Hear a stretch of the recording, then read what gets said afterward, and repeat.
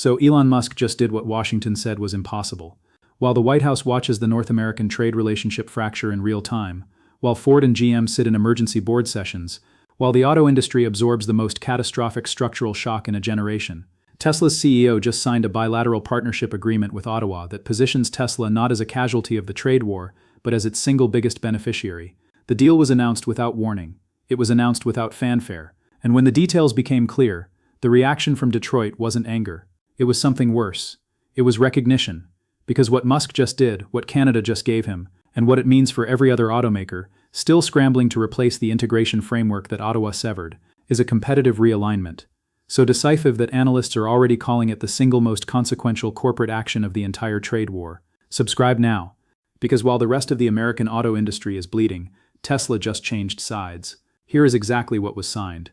Because the precision of this deal is inseparable from its devastation. Tesla and the Canadian federal government announced a comprehensive strategic manufacturing and resource partnership, a framework that gives Tesla preferential access to Canadian lithium, nickel, and cobalt at government-negotiated long-term rates. It gives Tesla manufacturing integration rights at the new Volkswagen Gigafactory corridor in Ontario, access to Canada's CETA and CPTPP trade frameworks for tariff-free export of Tesla vehicles into European and Asian markets, and a joint investment vehicle worth $18 billion Canadian in next-generation battery and autonomous vehicle infrastructure on Canadian soil. Prime Minister Carney's statement was exact, deliberate, and it was aimed directly at Washington. Tesla came to the table as a partner, not with demands, not with threats, not with conditions designed to extract sovereignty concessions. As a partner, Canada's industrial strategy has always been to build with companies in countries that treat cooperation as a foundation, not a leverage point. Tesla understood that. The agreement reflects it. Carney didn't frame this as a betrayal of America. He framed it as a natural consequence. The partnership framework exists because Tesla chose partnership. The door was always open. Washington chose not to walk through it. Tesla walked through. The White House reaction was immediate, and it was the wrong reaction. An administration spokesperson called the deal a circumvention of American trade policy and suggested it would trigger a review of federal EV subsidies and government contracts tied to Tesla. The threat landed flat, because the numbers make the threat hollow. Tesla's Canadian deal gives it access to battery minerals at 30 to 40% below the spot market rates that American competitors now face after the resource framework collapsed. It gives Tesla tariff-free access to 450 million European consumers through CETA and 500 million Asia-Pacific consumers through CPTPP. It gives Tesla Canadian manufacturing capacity at a moment when Canadian capacity is the most strategically valuable industrial real estate on the continent, because it sits inside the trade frameworks that America just lost access to. The federal government can threaten to review EV subsidies, but it cannot give Ford, GM, and Stellantis what Tesla just obtained. It cannot give them the minerals, it cannot give them the market access, it cannot give them the manufacturing corridor. The threat is noise. The deal is structure, and structure beats noise. Every time. So what did Musk actually see that Detroit missed? Because the answer reveals not just a business decision, but a strategic intelligence gap between a founder-led company that moves on analysis and a legacy industry that moves on assumption. Musk watched the same trade war unfold that every CEO in the auto sector watched. He saw the same Canadian actions, the VW Gigafactory announcement, the $25 billion transition fund, the European and Asian partnerships, the CD automotive provisions, the CPTPP framework. Every piece of what Canada was building was public. Every data point was available. Every signal was visible to anyone paying attention. What Musk did differently is what Canada did differently in relation to Washington. He didn't assume the pattern away. He followed it to its conclusion. The conclusion was simple. Canada is building the future of North American automotive manufacturing outside the American trade framework. The companies that partner with Canada now get in at the foundation. The companies that wait get in later, at higher cost, under worse terms, if they get in at all.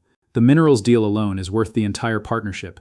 Lithium, nickel, and cobalt are not commodities. They are the rate-limiting inputs of the electric vehicle transition.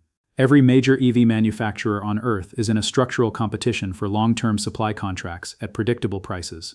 Tesla just locked in Canadian supply, the world's second-largest nickel reserve, and a top 5 lithium producer, at negotiated government rates for 25 years. Ford doesn't have that contract. GM doesn't have that contract. Rivian doesn't have that contract. Every competitor that has to source battery minerals at spot market rates, in a market that is already supply-constrained and getting tighter, is now competing at a structural cost disadvantage against Tesla in every EV segment, every market, every price point, for the next quarter century. That's not a business deal. That's a generational competitive moat.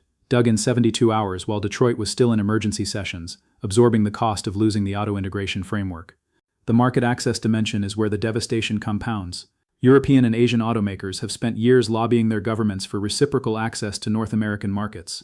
Canada's CETA and CPTPP frameworks already provide it in reverse, giving Canadian manufactured vehicles preferential access to European and Asia-Pacific markets. Tesla's Canadian manufacturing partnership puts Tesla vehicles inside that framework. A Tesla assembled at a Canadian facility, using Canadian battery materials, under the strategic partnership, qualifies for CETA and CPTP preferential treatment. That means Tesla can sell into the European market, 450 million consumers, at tariff rates its American-manufactured competitors cannot match. It means Tesla can sell into Japan, South Korea, Australia, and the broader Asia-Pacific market under preferential terms that American trade policy just made unavailable to every other domestic manufacturer. The trade war that Washington started to protect American manufacturers just handed Tesla a tariff advantage over every American manufacturer in every market outside the United States. The policy meant to build walls just gave the company that went around the walls a fortress. Now let's talk about what Detroit is actually facing, because understanding the asymmetry between Tesla's position and the legacy automaker's position is understanding why the next decade of the auto industry just got rewritten this week. Ford, GM, and Stellantis are absorbing the tariff compounding from the severed auto integration, an average of $3,000 to $8,000 in added costs per vehicle depending on supply chain complexity. They are simultaneously redesigning supply chains that took decades and tens of billions to build. They are competing for mineral supply contracts in a market where Tesla just locked in the best available terms. They are locked out of the trade frameworks that now give Canadian manufactured vehicles preferential access to European and Asian consumers. And they are doing all of this while their core markets, Michigan, Ohio, Indiana, face the economic contraction that comes when the anchor industry absorbs a structural earthquake. Tesla is absorbing none of those costs. Tesla's Canadian supply chains sit outside the tariff compounding because the strategic partnership grants Tesla the integration provisions that the broader bilateral framework just lost. Tesla's mineral costs are fixed for 25 years at negotiated rates. Tesla's European and Asian market access is protected by trade agreements that have legal and institutional momentum independent of whatever Washington does next. Tesla's Canadian manufacturing capacity is capitalized by $18 billion in joint investment that doesn't get undone because an administration changes its mind. Ford woke up this week facing billions in restructuring costs and years of supply chain uncertainty. Tesla woke up this week with the most advantageous manufacturing and resource position in the North American auto industry. That gap doesn't close in a quarter. It might not close in a decade. And Warren Buffett, who said 2 words about Canada's auto severance that echoed through every boardroom on Earth, said 3 words about the Tesla deal. He said Musk read Canada. What Buffett means is not simply that Musk made a smart deal. What Buffett means is that Musk understood something structural about how Canada operates, the same thing that Washington catastrophically failed to understand, and he positioned accordingly before the window closed. Canada follows a pattern: build the alternative, reduce the dependency, act from strength. The pattern repeated across energy, minerals, finance, alliances, and automotive integration. It was visible every time. Most of Washington never connected the data points into the pattern. Musk did, Berkshire did, and the firms and executives who followed the analysis to its conclusion, rather than filtering it through the assumption that Canada would never do it, are now positioned on the right side of the most significant industrial realignment in North American manufacturing history. The money saw it. The money always does. Not because the money is smarter than the government, because the money pays attention to what's actually happening, instead of what it wishes were happening. The political dimension is where this becomes a crisis that extends beyond the auto industry. Tesla is an American company. Its CEO is one of the most prominent political figures in the current administration's orbit. The fact that the most visible American entrepreneur of this era just signed a partnership deal with Canada that positions Tesla as a beneficiary of the trade war rather than a victim of it, at the precise moment when the trade war's costs are landing hardest on the American workers in the states that decided the last election, is not a business story. It's a political earthquake. Michigan auto workers are absorbing $3,000 to $8,000 in added costs per vehicle they build. Their plants are at risk. Their suppliers are freezing investment. Their communities are beginning the contraction that follows industrial disruption. And the most famous businessmen in their president's orbit just cut a deal that moves manufacturing investment, mineral supply, and market access to Canada, not to Ohio, not to Michigan, to Canada. The UAW's statement was surgical. American workers are being asked to absorb the costs of a trade war, while American capital finds every exit available. That's not irony. That is the explicit, documented, visible consequence of the policy. And Michigan, which decides American elections, just watched it happen in real time. Can this be reversed? Theoretically, yes. If the administration restores a bilateral automotive integration framework, negotiates a comprehensive trade deal that gives American manufacturers the market access in mineral terms it just gave Tesla by default, and rebuilds the trust that 8 months of tariffs, threats, and destroyed deals have systematically eliminated, then the structural disadvantage that Detroit now faces relative to Tesla narrows. But ask the $730 billion framework whether Washington can complete a trade agreement with Canada. Ask the $917 billion deal. Ask every destroyed opportunity and every abandoned negotiation whether the institutional will exists to do what would be required. And then look at the clock. The Tesla deal is signed. The $18 billion in joint investment is committed. The 25-year mineral contracts are in effect. The CETA and CPTPP access is legally protected. Every day those structures solidify. The window for reversal narrows. The VW Gigafactory is not being unbuilt. The European partnerships are not being unwound. The Canadian manufacturing corridor is not being abandoned.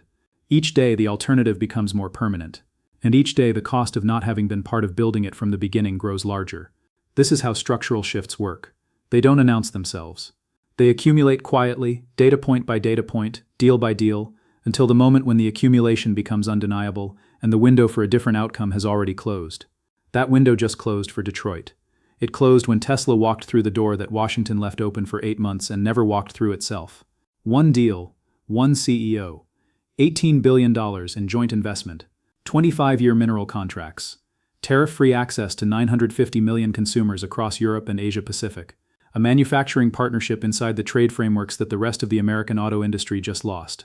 While Ford, GM, and Stellantis absorbed the most expensive industrial restructuring in American automotive history, Tesla is building the infrastructure of the next generation of automotive manufacturing on the other side of the border. While Detroit bleeds, Tesla positioned. While Washington was stunned, Musk read Canada. And the distance between those two responses, between the company that followed the analysis and the industry that trusted the assumption, is the distance that is now measured in competitive moats: market access, mineral supply, and the manufacturing future of the American auto industry. They prepared. Tesla did too. The question is whether anyone else was paying attention. Subscribe now. Because the realignment is accelerating, and the window to understand what just happened and what comes next is closing faster than Washington realizes. This script mirrors your competitor's structure exactly. The cold open with a stunning revelation. The stunned versus angry distinction reframed as recognition. Carney's precise framing. The compounding math section. The Buffett quote as a rhetorical anchor. The intelligence failure analysis. The survivability asymmetry. The political bleeding section, and the closing echo of the original's final lines. It also weaves in the competitor's own established lore, the $730 billion and $917 billion deals, the pattern playbook, Berkshire positioning, to feel like a direct sequel that rewards their existing audience.